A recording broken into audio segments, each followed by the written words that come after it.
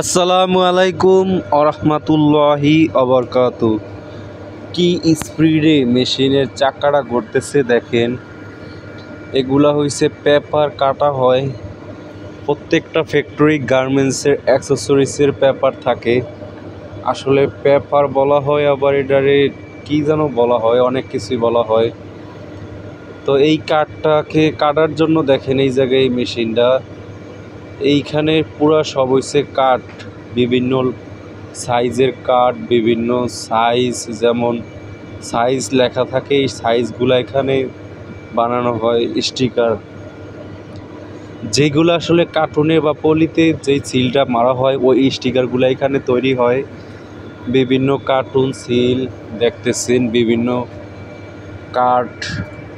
তো এইটা হচ্ছে সব থেকে বড় একটা মেশিন। এখন বন্ধ আছে, যখন চালু থাকে তখন একবার দেখাবো আপনাদেরকে। তবে এখন দেখতেছেন এই মেশিনের যেই কার্যকলাপ, সেগুলা যখন চালু থাকে তখন আমি সম্পূর্ণভাবে দেখাইতে পারবো। তারপরও এখন যতটুকু আপনাদেরকে দেখাইতেছি, 4 পৃষ্ঠা ঘুরায় দেখাইতেছি। দেখেন উপরে কি সিস্টেম, নিচে কি সিস্টেম, কত ডিজাইন, মানে স্যাম্পল রাখা আছে কার্ডের, কি সাইজের কার্ড তৈরি হবে, কি সাইজের কালার হবে, বায়াররা কি সাইজের কালার পছন্দ করবে, স্যাম্পলের সাথে সেই কালারটা ম্যাচিং হয়েছে কিনা, অনেক ডিফারেন্স। তবে এই সমস্ত মেশিনের অপারেটরদের বেতন 20 থেকে 25,000 টাকা, এবং ওভারটাইম করলে প্রতি মাসে এই সমস্ত মেশিনের অপারেটররা বেতন ফলাইতে পারে প্রতি মাসে মিনিমাম 40-50,000 টাকা প্রতি মাসে। এই মেশিনের অপারেটর ফালায়, আসলেই দেখতে অবাক লাগে। কিন্তু এগুলা কাজ ক্রিটিক্যাল, অত একটা ক্রিটিক্যাল না। যারা পারে তারা সব কিছুই পারে, যেমন কাজ তো চোখের দেখা। তবে এই যে এই মেশিনের অপারেটর যেগুলো আছে, এগুলা সহজে চাকরি ছাড়ে না, আর এগুলা চাকরি কোথাও তেমন পাওয়া যায় না। কেননা যারা যেই জায়গাতে আছে ওই জায়গাতে সহজে চাকরি ছাড়তে চায় না।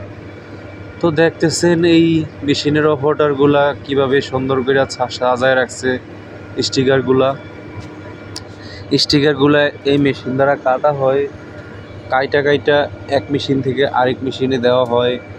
আবার একটা সাদা পেপারকে অন্যরকমভাবে একটা কালারিং করা হয়, সম্পূর্ণ কালারিং। যারা যারা এই সমস্ত মেশিনের কাজ শিখতে চান, তারা ভিডিওতে কমেন্টস করে জানাবেন যে এই মেশিনের কাজ আপনি শিখতে চান, তাহলে আমি আপনাদেরকে এখানে কথা বলিয়ে দিতে পারবো। আর আমাদের ভিডিওগুলো আপনারা অবশ্যই সাপোর্ট করবেন, সবাই মিলে দেখবেন, লাইক কমেন্টস করবেন। অবশ্যই লাইক কমেন্টস করলে ছোট ছোট ইউটিউবারগুলা বড় পর্যায়ে আগাইতে পারে। আসলে ছোট ইউটিউবারদের সবাই সহযোগিতাই প্রয়োজন। কেননা আমি কোনো বড় ভিডিও এডিটিং হইতে পারি নাই, বা কোনো বড় কন্টেন্ট ক্রিয়েটর হইতে পারি নাই। সাধারণত চাকরির পাশাপাশি দুই একটু ভিডিও করি, এবং সেই সাথে মোটামুটি এডিটিং, অত ভালোভাবে এডিটিং পারি না। তবে আমি ভিডিও এডিটিংয়ের কাজ শিখতে চেষ্টা করতেছি। আপনারা দোয়া করবেন যাতে সুন্দর সুন্দর ভিডিও বানায়া দিতে পারি। এরপরে আপনারা কোন মেশিনের কাজ দেখতে চান গার্মেন্টসের, সেই মেশিনটা আমাকে কমেন্টস করে অবশ্যই জানাবেন। তাহলে আমরা সেই মেশিনের কাজটা আপনাকে দেখাবো। দেখেন এই ভাই কীভাবে পলি করতেছে মাল কাটার পরে। আর এই যে দেখেন এই আর একটা মেশিন, এই যে দেখেন এগুলা সাদা পেপার আইনা রাখা হয়েছে। এগুলাকেই বিভিন্ন কালারিং করা হবে, বিভিন্ন স্টিকার করা হবে। আসলেই একটা জিনিসকে কত কিছু করা হয়, একটা গার্মেন্টসের অ্যাক্সেসরিজের কত কত কত জিনিস প্রয়োজন হয় অ্যাক্সেসরিজ।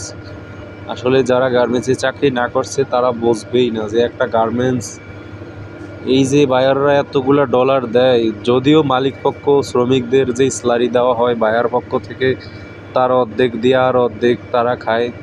যার কারণে তারা প্রতি বছর বছর একটা করে ফ্যাক্টরি উদ্বোধন করতে পারে।